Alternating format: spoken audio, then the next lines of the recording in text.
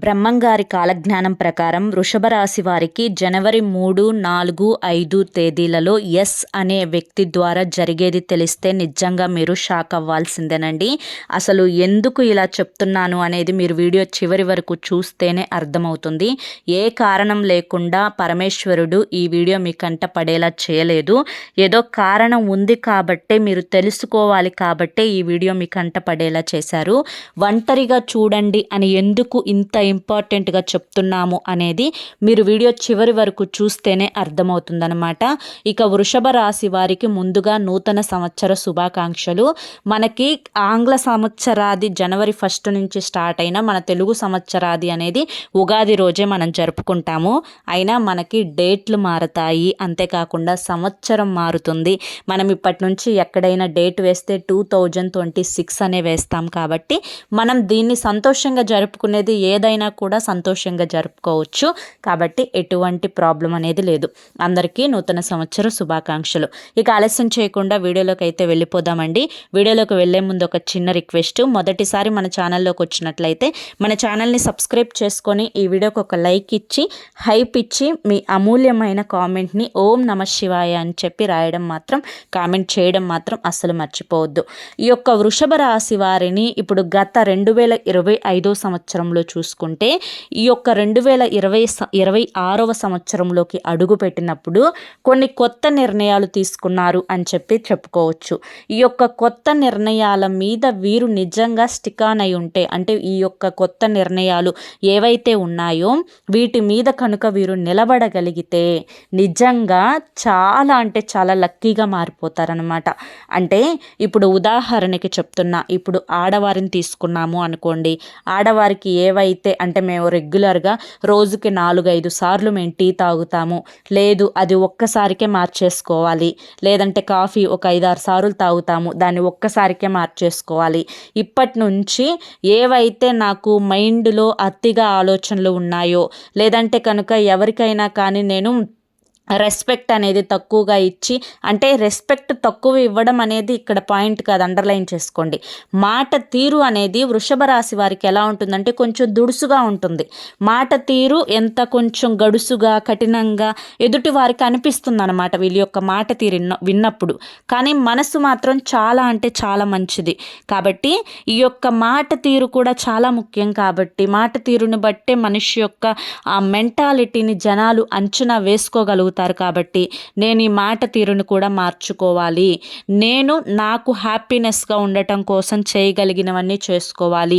ఈ కొత్త సంవత్సరం, పాత సంవత్సరంలో ఏవైతే ఇబ్బందులు పడ్డానో అవి ఈ కొత్త సంవత్సరం నుంచి నేను పడకూడదు అని చెప్పి చాలా వరకు కూడా కొన్ని మంచి నిర్ణయాలు, అంటే ఇవనే కాదు, ఇటు ఉద్యోగ పరంగా కూడా నేను చాలా స్ట్రిక్ట్గా ఉండాలి, నేను చక్కగా రూపాయిని దాచిపెట్టుకోవాలి, కష్టపడి సంపాదించుకోవాలి, ఇటు నేను మంచి ప్రవర్తనతో, ఇటు అబ్బాయిలను చూసుకుంటే నేను కొంచెం మద్యం సేవించకూడదు, ఈ మధ్య నేను వారానికి 2 సార్లు తీసుకుంటే దాన్ని పూర్తిగా కంట్రోల్ చేసేసుకోవాలి, నా హెల్త్ నేను చూసుకోవాలి, నేను డబ్బు మీద ఫోకస్ పెట్టాలి, మంచిగా ఫోకస్ పెట్టి నా యొక్క పనిని, నా కర్తవ్యాన్ని నేను ఖచ్చితంగా 100% చేసుకోవాలి, నా హెల్త్ నేను చూసుకోవాలి. ఇలా ఇటువంటి ఆరోగ్యపరంగా, డబ్బు పరంగా కొంచెం మానసికమైన మెంటాలిటీని వారికి అనుకూలంగా మార్చుకోవడానికి కొత్త సంవత్సరం స్టార్టింగ్ రోజే ఒక నిర్ణయాన్ని తీసుకున్నారు అని చెప్పుకోవచ్చు అనమాట.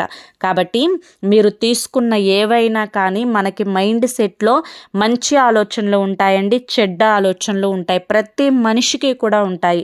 ఒక మనసు ఏం చెప్తుంది అంటే మంచి చెయ్యి అని చెప్తుంది. మరొక మనసు ఏం చెప్తుందంటే అబ్బా రోజు చేసేదేగా, కాసేపు పడుకో, కాసేపు రెస్ట్ తీసుకో, కాసేపు సరదాగా ఉండు, కాసేపు మొబైల్ చూడు, ఇలా చెప్తుందన్నమాట.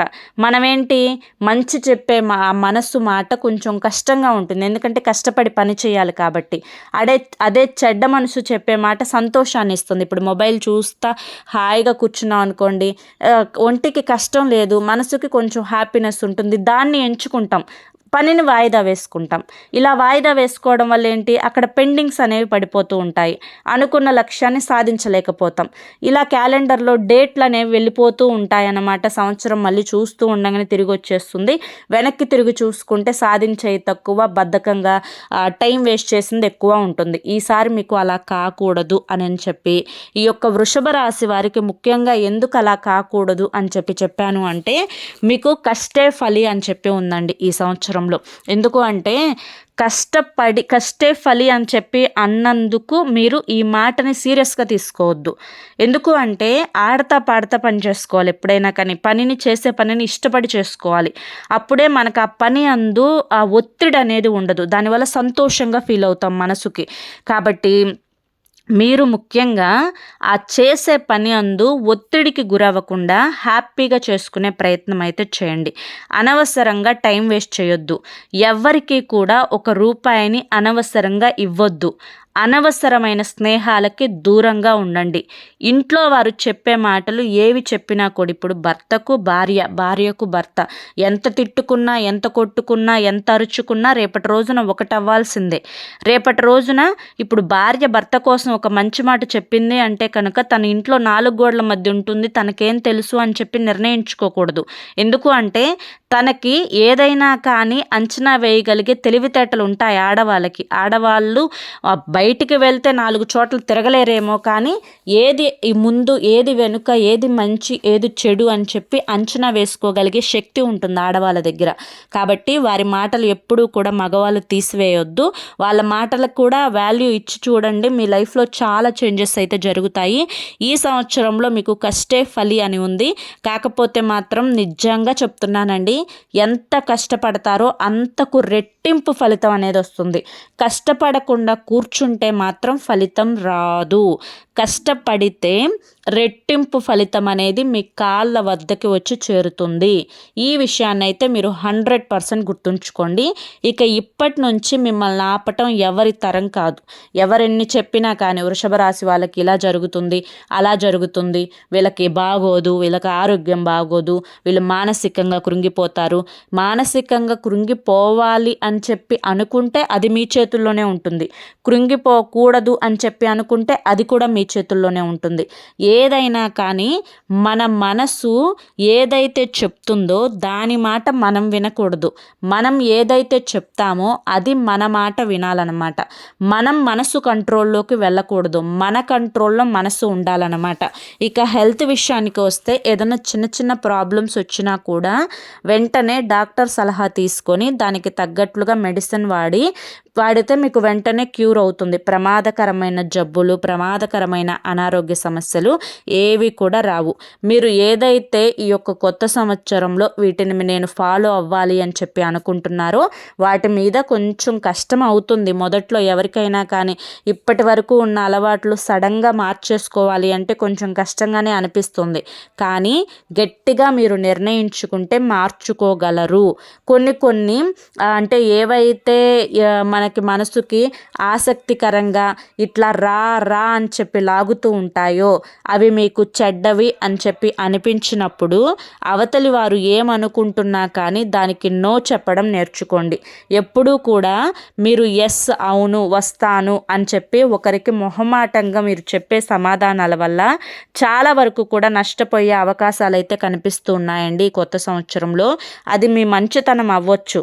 మీ యొక్క మంచితనాన్ని అవతలి వారు ఆసరాగా వాడుకొని మిమ్మల్ని పతనం చేయాలి అని చెప్పి చూస్తూ ఉంటారు. మీ దగ్గర ధనాన్ని వాడుకోవాలి అని చెప్పి చూస్తూ ఉంటారు.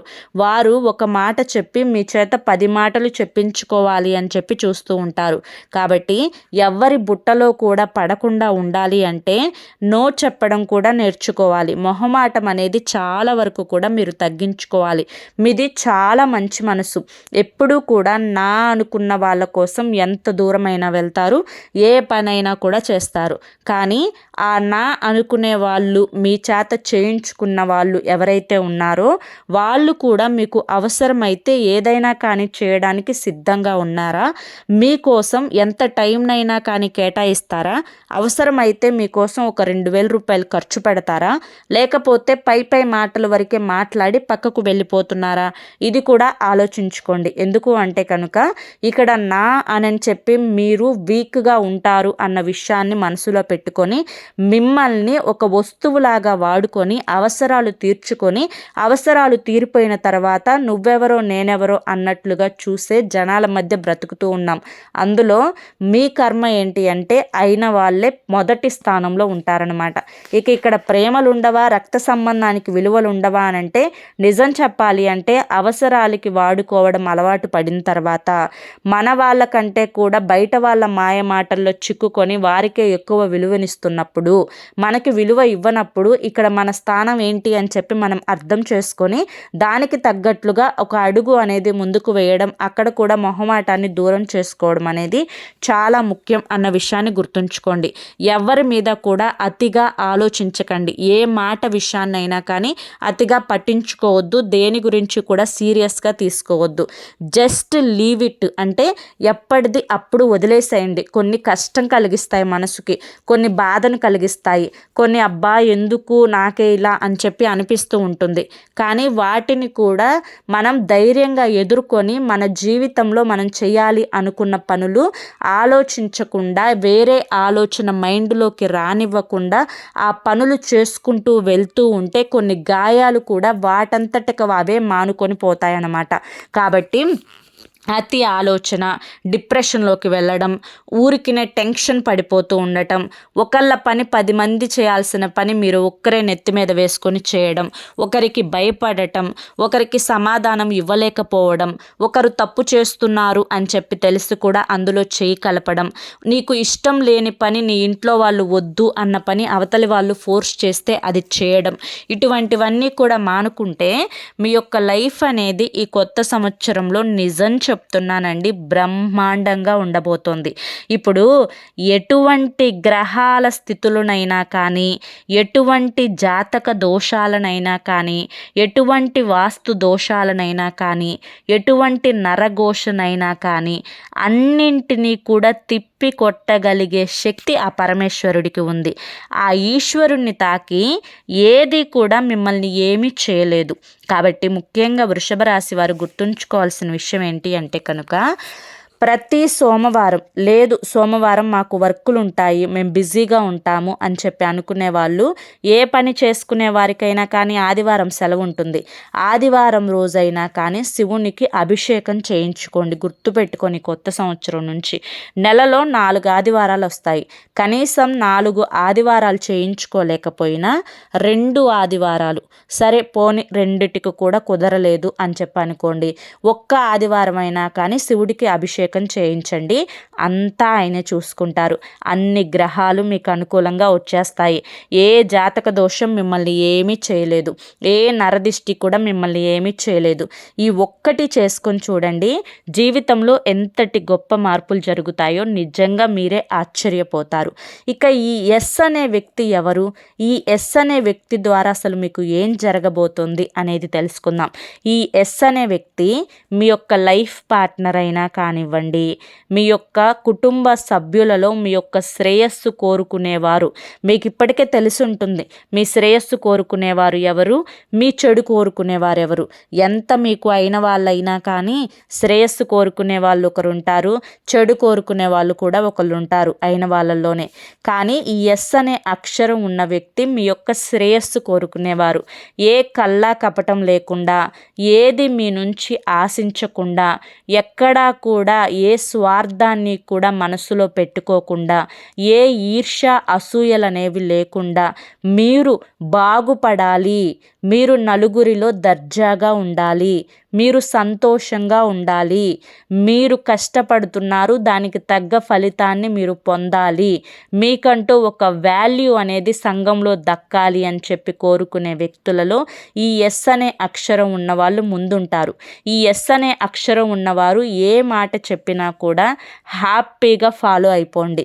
వీరి వల్ల మాత్రం మీకు కనీసం ఆవగింజంత నష్టం కూడా జరగదు అన్న విషయాన్ని గుర్తుంచుకోండి.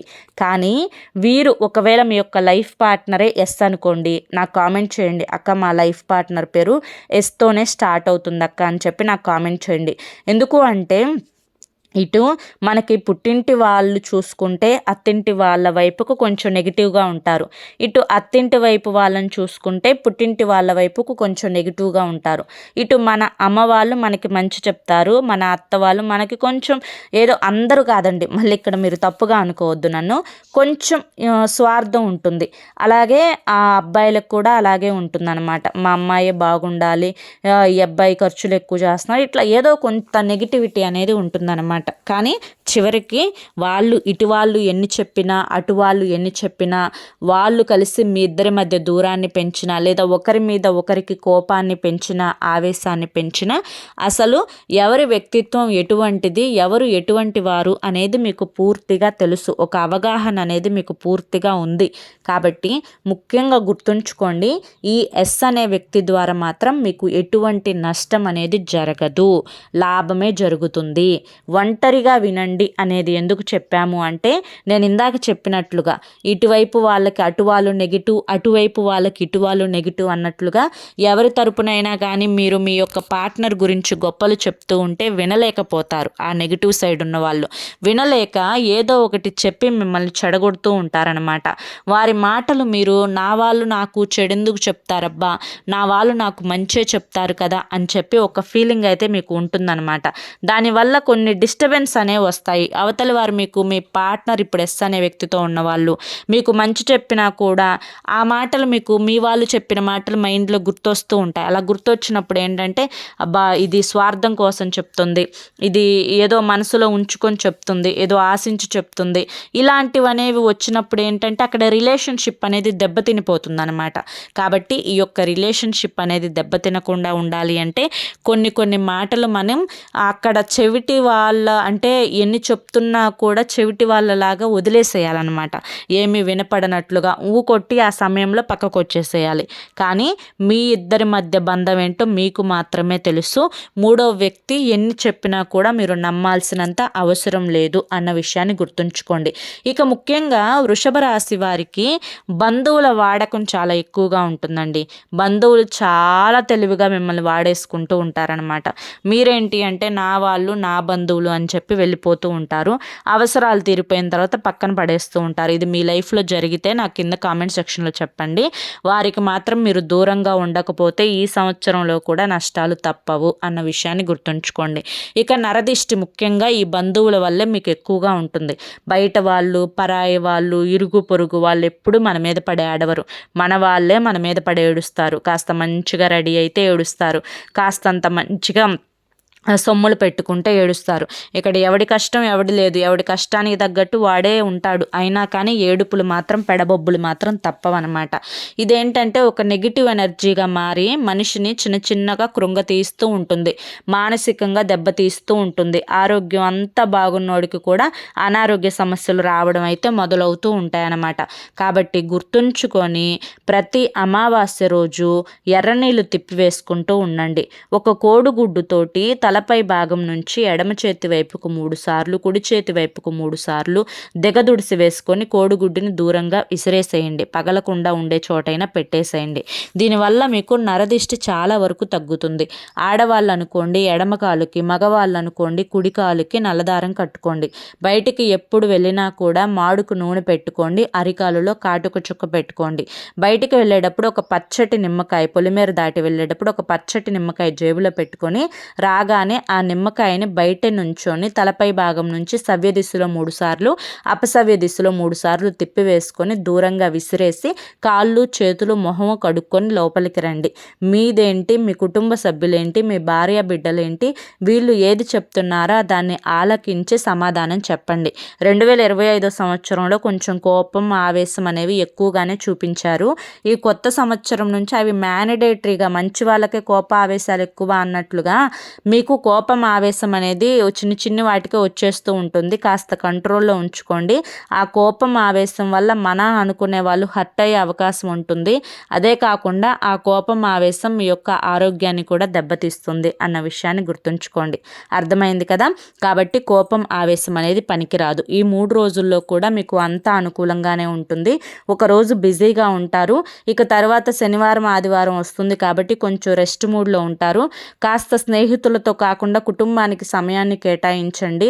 ఆడవాళ్ళైనా కానీ మగవాళ్ళైనా కానీ ఎప్పటికైనా కానీ మీరు మీ మనసుకి కానీ మీ శరీరానికి కానీ కష్టం అనుకున్న దానికి దూరంగా ఉండండి. అప్పుడే మీరు హ్యాపీగా ఉండగలరు అన్న విషయాన్ని గుర్తుంచుకోండి. ఈ 3 రోజుల్లో చిన్న ప్రయాణాలు తగిలే అవకాశం ఉంది. కొంచెం ప్రాపర్టీస్ గురించి కూడా చూసే అవకాశం అయితే కనిపిస్తూ ఉంది.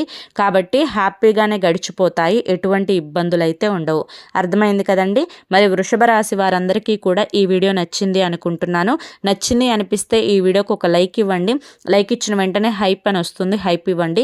కింద కామెంట్ సెక్షన్లో ఓం నమః శివాయ అని చెప్పి కామెంట్ చేయండి. మొదటిసారి మన ఛానల్లోకి వచ్చినట్లయితే మన ఛానల్ని సబ్స్క్రైబ్ చేసుకొని సపోర్ట్ చేయండి. రేపు మరొక మంచి వీడియోతోటి మళ్ళీ కలుసుకుందాం. అంతవరకు కూడా పరమేశ్వరుని ఆశీస్సులు మీ మీద, మీ కుటుంబ సభ్యుల మీద ఎల్లకాలం ఉండాలి అని చెప్పి మనస్ఫూర్తిగా కోరుకుంటూ సర్వేజన సుఖినో భవంతు. ధన్యవాదములండి.